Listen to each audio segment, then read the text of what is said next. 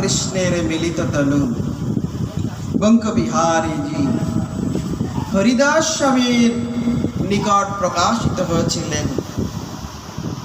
এই তিথিতে ওই জন্যে শ্রীধাম বৃন্দাবনেতে আজ এই বাঙ্কে বিহারী বা বঙ্কবিহারী বিহারীলালজি বলতে সকলে চেনেন যাকে, সেই বিহারীলালজির শ্রী চরণ কমল দর্শনের সৌভাগ্য লাভ আজকের দিনে।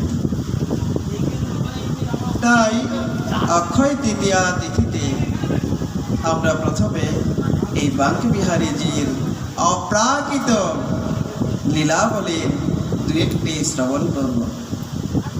এই করোনাকাল 2019 সাল, পুরনো মান্ধাতা আমলের কোনো কাহিনী নয়, সেদিনকার ঘটনা, যা